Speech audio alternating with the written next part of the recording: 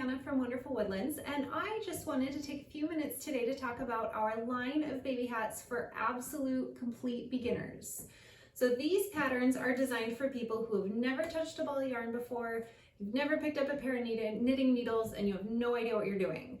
We have a line of baby hat patterns for you. We're going to walk you through the whole process from start to finish, from picking out your first yarn to picking up a pair of knitting needles, getting the yarn onto the needles, and then turning it into a really darling cute little baby hat. So these are I wanted to show three of the hats in our Absolute Beginners collection. This is our Sprout baby hat over here. This is our Blueberry baby hat, and this is our cute little snowman. So these are three of your pattern options right now. We are going to be adding more patterns in the future, but for right now, these are the three that we have launched.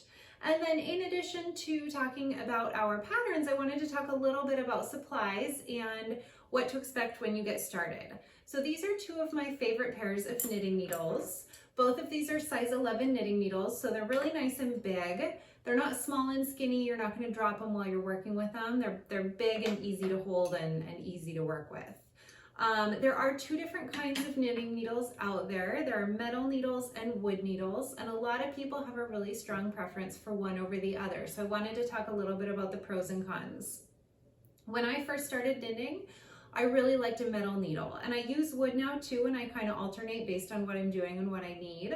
I probably still honestly use metal more than I use wood. What I find with the biggest difference, what I find with a metal needle is that your stitches slide around more. So this can actually make it both easier and harder. As you're knitting from right to left, it's going to be easier to slip your stitches off the end of the needle to keep your work going. But it can also be a little bit easier to drop stitches because they slide around a little bit more. With a wood needle, you have more friction, and so your stitches don't slide around quite as much, which is great if you have trouble dropping stitches. That's going to help you keep your stitches on the needle, but it also makes your progress go just a tiny bit slower because it takes a little bit longer to kind of get them to slide off the end of the needle. I also find I tend to knit with a little bit of a tighter hand. I tend to pull my yarn a little tighter when I knit. And I find a metal needle helps me to keep my stitches a little bit more even so that my work comes out looking nice and even and uniform. When I work on a wood needle, I don't have this problem as much anymore, but when I was getting started, when I worked on a wood needle, I would sometimes pull so tight that the needles became a little bit harder to use. So because I tend to pull a little bit more on my yarn, the metal needles ended up being a really good fit for me. But you have both options, and I wanted to present both. And when you're getting started, you should definitely try both and see which one works better for you, because there's really no right or wrong answer. It's just different people end up liking different needles. The other thing I wanted to talk about today is our yarn. So these are hanks of yarn, which when we're just getting started, we're usually going to start with a ball instead of a hank. A hank has to go through one additional step. We do have to you can see how it's twisted here. We have to untwist it, and then we have to use a winder to wind it into a ball, and then we're ready to start knitting with it. But I wanted to show you these because this is a really nice thick yarn. This one over here you'll see is really skinny. So this is actually a yarn that we use in a lot of our intermediate patterns. But when you're starting out knitting, you want to look for a thicker yarn because it's going to be easier. You're going to work through your project faster.